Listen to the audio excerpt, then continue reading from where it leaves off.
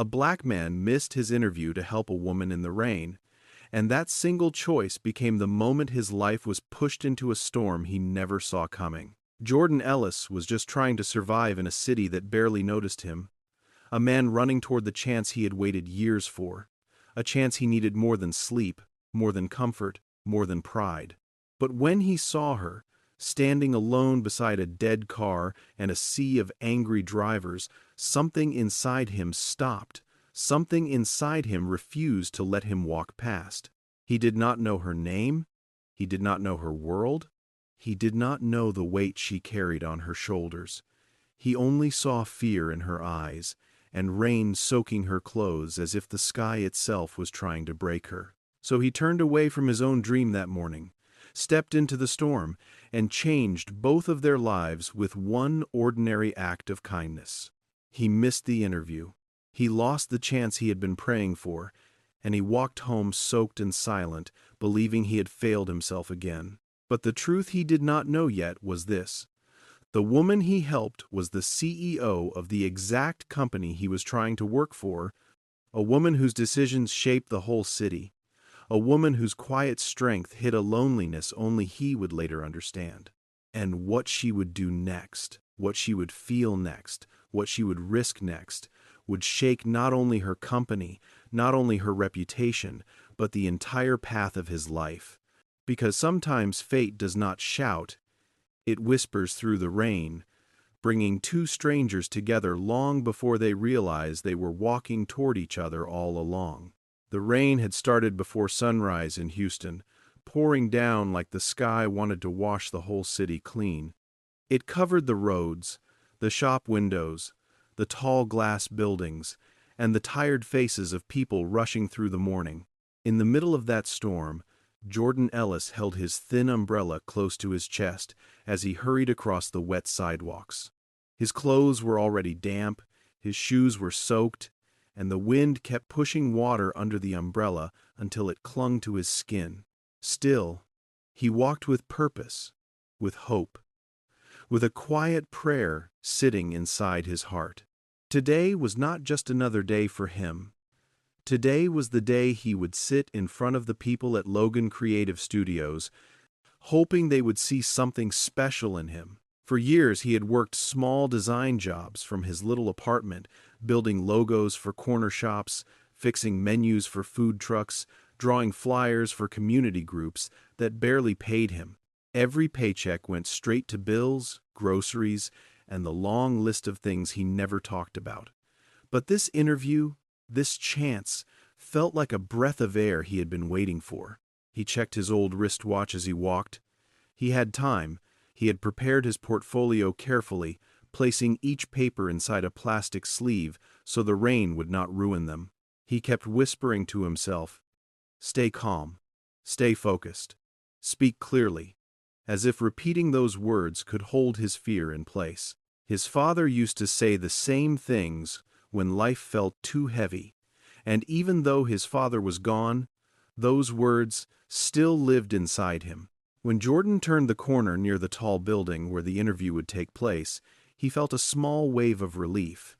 He was close.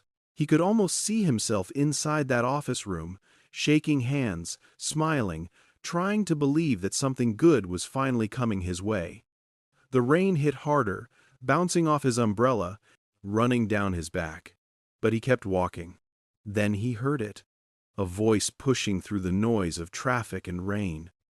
A voice thin and full of fear. A voice that did not belong in a place like this. "Someone, please. Someone help me." Jordan stopped. The sound came from the middle of the street where cars were honking impatiently. A black luxury car sat still with its hazard lights blinking fast. Drivers rolled down their windows to shout, to complain, to demand the road be cleared. Inside the car sat a woman in a navy suit, her hair wet, her hands shaking as she tried again and again to start the engine. Jordan stood there for a moment, frozen between two futures. One future led him into the building where his interview waited. The other led him into the rain toward a stranger who looked like she was about to break. His heartbeat slowed. His thoughts tangled. The rain felt colder on his skin. His mind told him to walk forward and forget what he saw. His spirit told him something else, something deeper, something older than fear. He stepped into the street. Water splashed around his shoes as he approached her window. She looked up with eyes full of panic, eyes that begged for help even before she spoke. Jordan tapped the glass gently, and she rolled it down with unsteady fingers. "Ma'am, are you all right?" he asked softly. "Do you need help?" "Please, please," she said. "I do not know what happened. The car stopped. I am late. I do not know what to do." Jordan nodded, trying to keep his voice steady. "Let me check under the hood. Maybe it is something small." Rain ran down his face as he lifted the hood, and a cloud of steam rose into the air.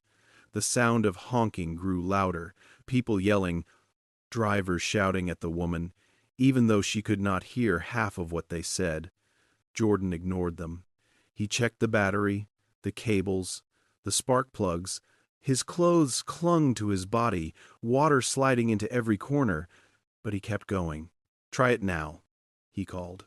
She turned the key. The engine coughed, trembled, then started with a loud roar.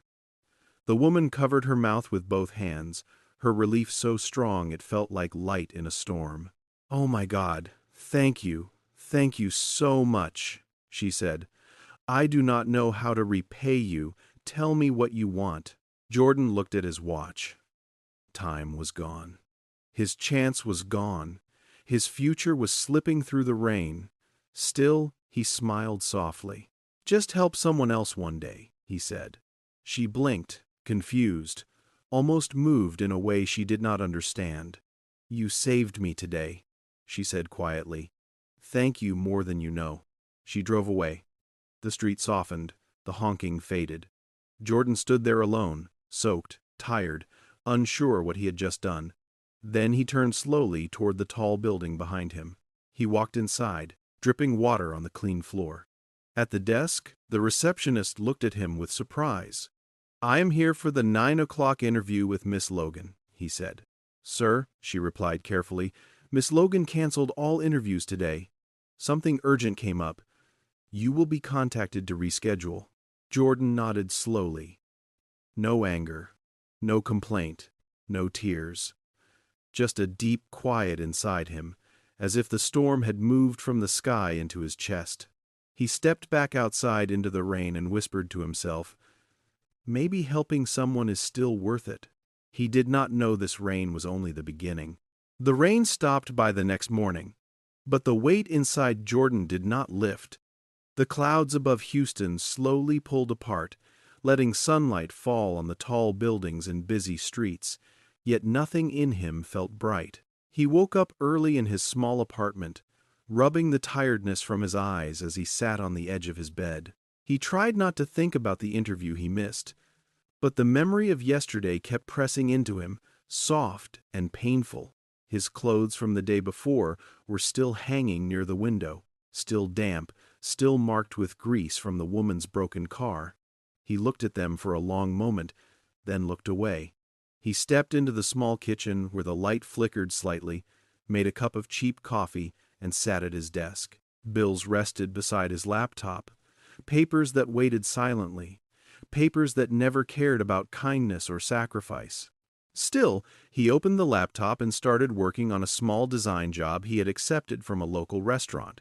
He tried to stay focused, but his mind drifted again and again to the woman in the rain, her voice, her fear, her relief when the engine came back to life. He remembered the way she looked at him, almost as if she wanted to say more, but time did not allow it. He remembered how quickly she drove away, unaware of what she took from him, unaware of what she left behind. He did not know her name. He did not know why her face stayed in his thoughts. He only knew that something about that moment did not feel finished. A knock came at the door. Jordan looked up and sighed with a tired smile as his closest friend, Derek, stepped inside without waiting to be invited. Derek always entered like he owned the place, bringing noise and life into Jordan's quiet world. He held 2 cups of coffee from a food truck near the apartment. You look like you did not sleep, Derek said as he handed him a cup. I slept, just not well, Jordan replied. Derek sat on the couch and looked around the small room. He noticed the damp clothes near the window and raised an eyebrow. So you really helped a stranger in the middle of your big day? He said, almost laughing. Only you would do something like that. She needed help, Jordan said simply. Derek shook his head with a small smile. That is your answer for everything, but man, kindness does not pay rent, and you know that. Jordan looked at his laptop screen, not wanting to argue. He understood what Derek meant, but he also understood something Derek never fully grasped. His father had raised him to believe that the world becomes better one small act at a time, even when nobody sees it. After Derek left, Jordan returned to his work. The hours passed slowly, and the sun reached higher in the sky. Still, no email from Logan Creative Studios. Still silence.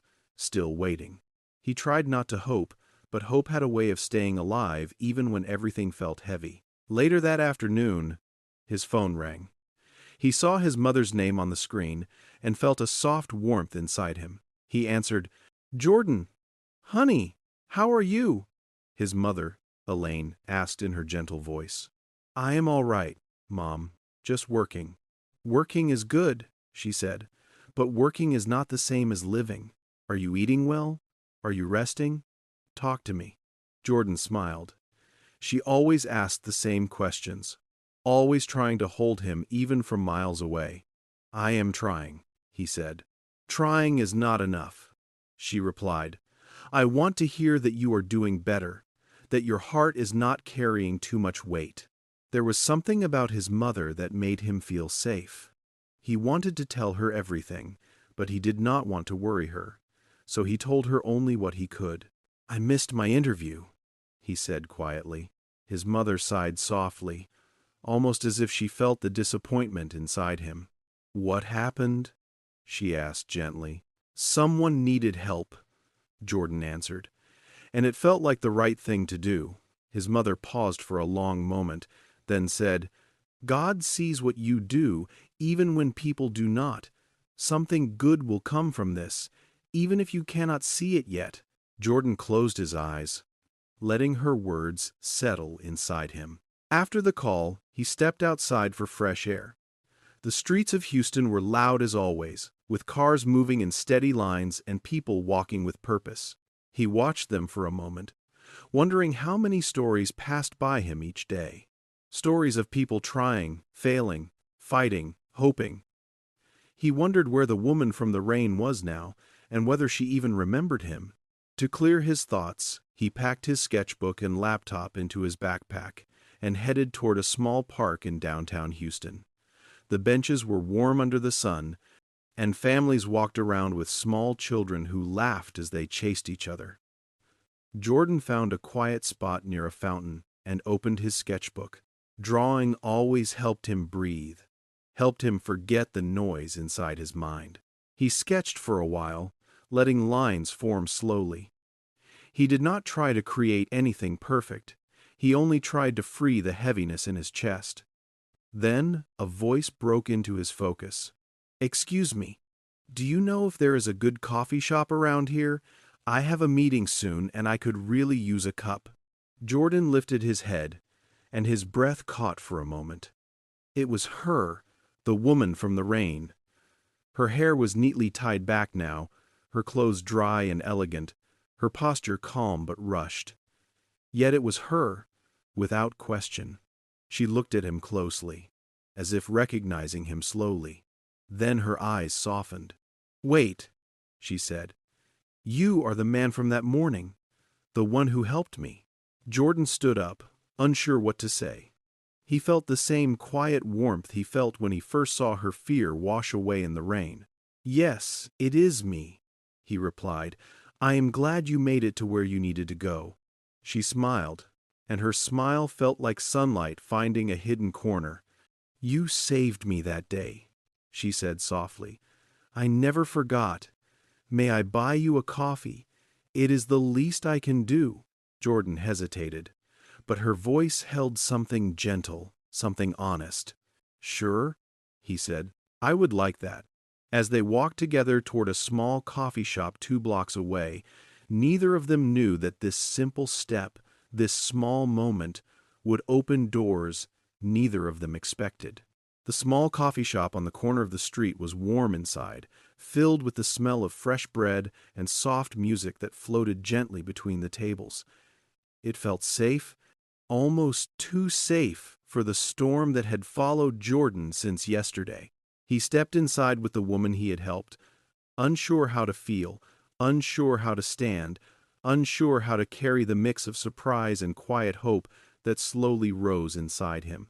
She moved with calm confidence, her steps light but steady as she approached the counter. She ordered a latte for herself, then looked back at him with a gentle smile that reached her eyes. "What would you like?" she asked.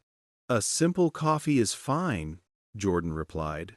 She nodded and placed the order, then chose a small table near the window where sunlight fell across the floor in soft lines. She sat down slowly, studying him with curious eyes, not in a way that made him feel judged, but in a way that made him feel seen.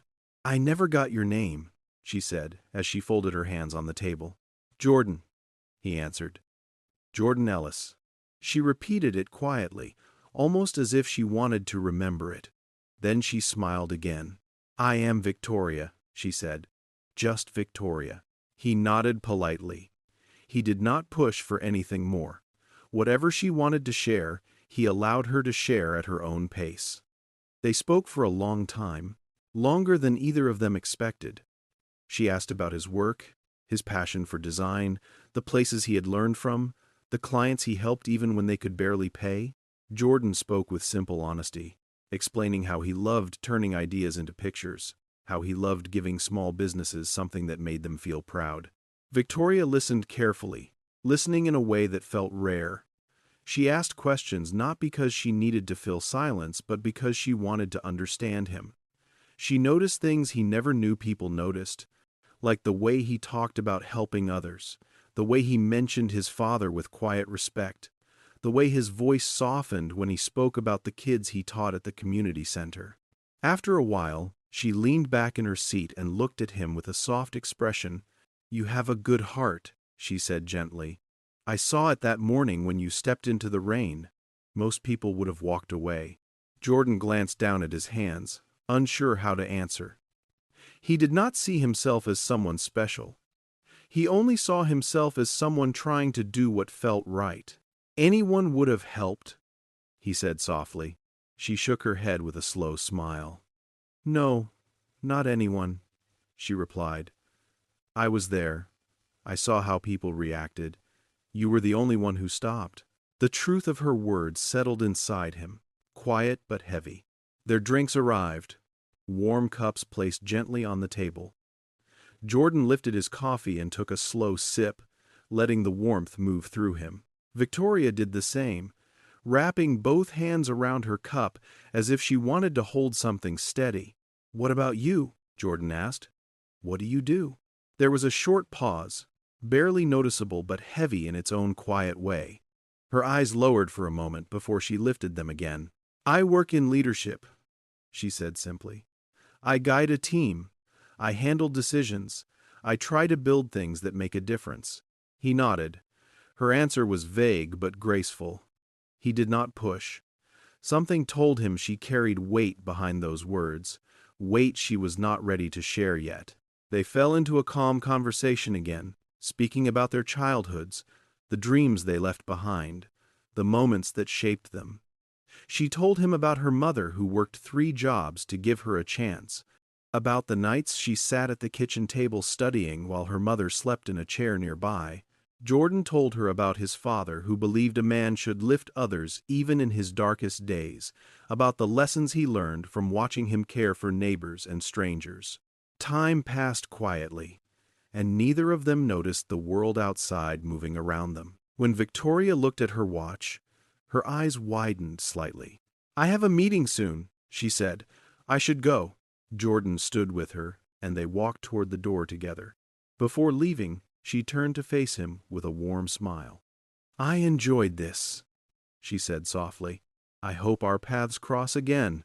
Jordan felt something stir inside him, something he had not felt in a long time. "I hope so too," he replied. She left the coffee shop and disappeared into the movement of the street, leaving behind a gentle echo that stayed with him long after she was gone. 2 days later, while working at a small cafe near his neighborhood, Jordan heard a voice at the counter. A tired, frustrated voice. A voice he knew. "Sir, please, I need my order corrected. I have a presentation soon." He looked up, and there she was again. Victoria stood near the entrance with shopping bags around her feet, her face slightly strained from trying to manage too much at once. The delivery driver simply shrugged and walked out, leaving her with the wrong lunch and no time to fix it. "Victoria," Jordan said as he walked over, "is everything all right?" She turned to him with relief flooding her eyes. "Jordan, thank God, I am late. I have not eaten, and I have a very important meeting." "I can help," Jordan said. "Let me get something for you from across the street." "You would do that?" she asked softly. "Of course," he said. "Give me a few minutes." He used his last $20 to buy her a sandwich, a drink, and a small snack, then hurried back. She accepted everything with gratitude that shone clearly through her tired eyes. "You have helped me twice now," she said, almost whispering. "I do not understand how someone can be this kind." Jordan smiled gently. "You look like someone who carries a lot," he said. "Sometimes people who carry a lot deserve a little help." She held his gaze for a moment, her expression softening in a way he could not explain. "Thank you, Jordan," she said. "I will not forget this." She left with her meal and her papers, carrying his kindness with her. Jordan watched her go, unaware that every step she took was pulling him deeper into a story he never expected. A story that was only beginning to unfold. 2 weeks passed quietly, yet nothing felt quiet inside Jordan. He woke each morning with the same routine, the same small breakfast, the same work at his desk, yet something gentle and strange kept pressing against his heart. Every time he opened his sketchbook, he found himself drawing small faces he did not mean to draw, soft shadows shaped like a woman standing in the rain, little lines that reminded him of Victoria's calm smile. He told himself it was nothing, only a passing thought. But thoughts do not stay for 2 weeks unless something deeper holds them. Work was slow during those days, and money felt tight again. Still, Jordan carried himself with patience, moving through each moment with quiet strength. When the heaviness grew too strong, he walked to the Houston Youth Center, the place where he volunteered every weekend. Helping the teenagers there gave him peace that work alone could not give. The center was bright inside, filled with posters, computers, and young voices that held more hope than they realized. On Saturday morning, Jordan carried his old laptop into the classroom and greeted the students as they settled in their seats. Jamal, a 17-year-old who always tried his best, waved him over. "Mr. Jordan," he said proudly, "look at the flyer I made." Jordan leaned in and smiled. Jamal had arranged the words clearly, placed the colors gently, and created something useful and honest. Jordan nodded with soft approval. "This is good," he said. "Very good. You are learning fast. Keep your message simple. Let people understand it at one glance." As he moved from one student to another, helping them shape their designs, he felt a soft calm settling over him. He needed this place. The students needed him too. They asked him questions, laughed with him, shared stories, and looked at him with trust he never asked for but always honored. What Jordan did not see was the woman standing quietly at the doorway. Victoria had come to the center that morning for a meeting with the advisory board. She had not expected to find Jordan there. She had known his kindness, she had seen his gentle spirit, but watching him move between the students with patience and care opened something deeper in her. She stood there for a long moment, her fingers lightly touching the edge of the door as she watched him guide the teenagers, listened to his calm instructions, and felt her heart grow warm in a way she did not expect. When the class ended and the room grew quiet, Jordan packed his laptop, unaware that she was walking toward him. "Jordan," she said softly. He turned quickly, surprise washing over him. His face brightened slightly, in a way he could not hide. "Victoria," he said, "I did not expect to see you here." She glanced around the colorful room and smiled gently. "I am part of the advisory committee for the center," she said. "I visit often, but usually not on weekends." Jordan nodded slowly, feeling both surprised and calm. "I volunteer here every Saturday," he said. "These kids need guidance, and it helps me too." Victoria looked around at the posters on the wall, the drawings pinned to the boards, the laptop still open with unfinished designs. She took a slow breath. "What you are doing here is beautiful," she said softly. "You are giving these young people something real. You are helping them see a future they did not know they had." Jordan lowered his eyes for a moment, touched by her words in a way he could not describe. "I just want them to feel seen," he said. "I want them to know they matter." Victoria stepped closer, her voice gentle. "You do more than that," she said. "You give them hope, and hope is rare, Jordan." Her words stayed in the air between them, warm and full. They walked together into the small lounge outside the classroom. Jordan made them both a cup of tea from the dispenser on the counter. Then they sat at a round table near the window, sunlight touching the edge of their cups. Victoria folded her hands and watched him for a moment before speaking. "Jordan, you carry so much inside you," she said softly, "yet you still give to others. Where do you find that strength?" Jordan stared at the steam rising from his tea. "My father taught me that people need each other," he said. "He believed that kindness is a duty, even when life feels heavy. I try to live by that." Victoria listened closely, her eyes soft with emotion. "Your father raised a good man," she said, "and you should know that." Jordan felt a quiet ache in his chest, the kind that comes when someone sees a part of you that stays hidden from the world. They spoke for a long time, sharing small stories about their lives. Victoria told him about her childhood in a crowded apartment, about her mother working late nights, about dreaming of building something bigger for her family. Jordan shared memories of his father fixing broken things for neighbors, never asking for anything in return. Each story pulled them closer, not in loud ways, but in soft threads that connected two lives quietly. As the afternoon sun moved across the floor, Victoria stood slowly. "I should go," she said softly. "I have another meeting in an hour. But Jordan, before I leave, I want you to hear something." He looked up, waiting. "You deserve every good thing that is coming your way," she said gently, "even if you cannot see it yet." Her words touched him deeply. He watched her walk away, his heart full of questions and feelings he did not fully understand. That night, after finishing a small design job in his apartment, Jordan's phone rang. He picked it up without thinking. "Hello, is this Jordan Ellis?" A woman's voice asked. "Yes, this is Jordan. This is Logan Creative Studios. We would like to schedule a follow-up interview with you. Miss Logan was very impressed with your portfolio and asked us to reach out."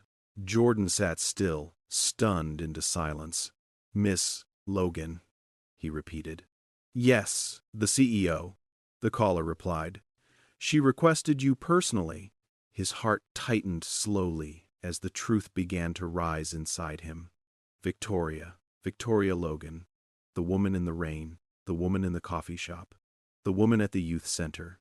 She was the CEO. She had known all along. Jordan held the phone with a trembling breath. "Yes," he said softly. "I am available anytime." When the call ended, he sat on the edge of his bed, feeling the entire world shift beneath him. Nothing felt steady. Nothing felt simple. He whispered into the quiet room. Why did she not tell me? But somewhere deep inside him, he already knew the answer. 2 days later, Houston carried a soft morning light, the kind that touched the tops of buildings gently, as if trying not to wake the city too quickly. Jordan stood in front of the tall glass tower of Logan Creative Studios, wearing his best shirt, the one he ironed slowly the night before. He felt the weight of the moment settle across his shoulders, not heavy in a painful way, but heavy in a way that made him breathe deeply. Today could change his life, or it could break something inside him. He did not know what waited on the other side of the doors, but he walked forward anyway. Inside, the lobby was bright and still. The receptionist greeted him with a warm smile and guided him to the elevator. As he rode upward, he felt his stomach tighten, not from fear of failing, but from not knowing how to face the truth about Victoria. Every memory of their moments together passed through him. The rain, the coffee shop, the youth center, the quiet talks. He never imagined she carried such a powerful position behind her gentle face. When the elevator doors opened, a staff member led him to a conference room on the 10th floor. Jordan stepped inside slowly. The room was clean and simple, with a long table and sunlight falling across the polished surface. He sat down, placed his portfolio in front of him, and tried to steady his breathing. A few moments passed, then the door opened. Victoria walked in. She wore a cream suit, her hair pulled back neatly, her steps calm, yet there was something soft in her eyes when she looked at him. She closed the door gently behind her and stood still for a long moment, as if gathering strength. Jordan rose quietly. For a moment, neither of them spoke. The silence between them felt full, almost alive. Victoria took a slow breath. "Jordan, thank you for coming," she said softly. He nodded. His voice felt caught somewhere inside him. She walked farther into the room and placed a folder on the table. She looked at him not as a CEO, not as someone with power, but as the woman he had spoken to over coffee and tea, the woman he had met in the rain. "You look surprised," she said gently. "I am," Jordan answered, his voice steady but low.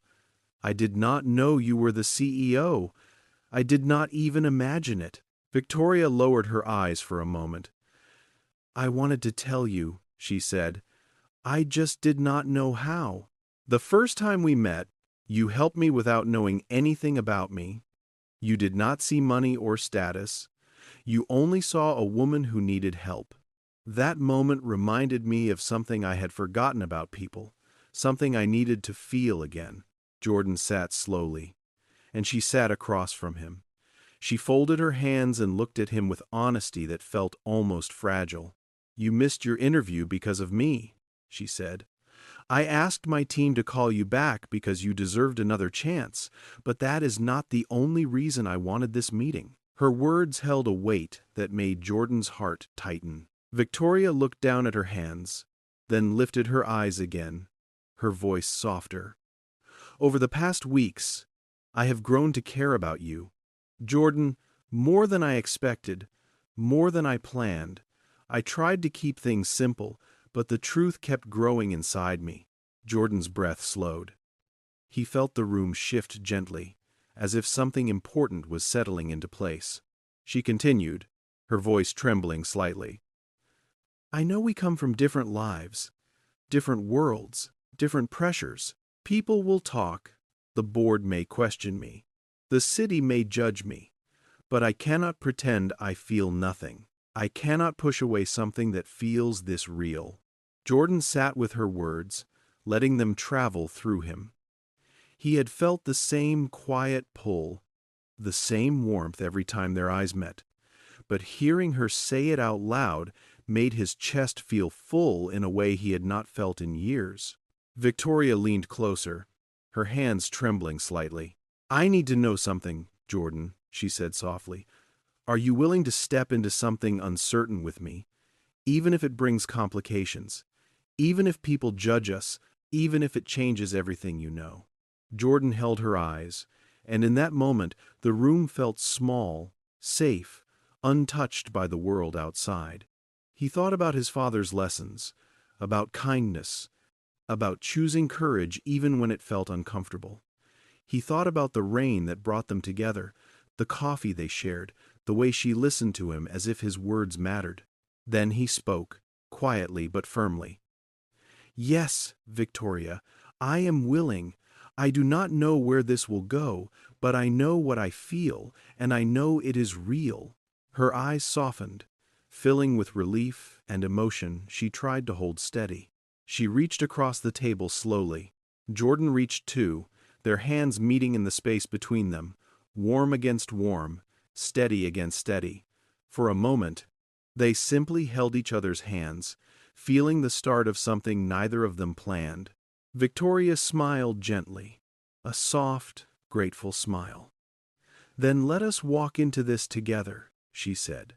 The meeting ended not with signatures or strict decisions, but with understanding, with trust, with something new growing between them. When they stepped out of the conference room, the entire floor seemed quieter, as if giving them room to breathe. As Jordan walked toward the elevator, he felt something open in his chest, something bright. It was not a promised job, not a guarantee of success, but something deeper. A connection built on truth, on kindness, on the unexpected path that fate wove through the rain. He stepped outside into the bright Houston air. The sky was clear now, clean and open, as if waiting for him to step into the next chapter of his life. The interview would continue another day.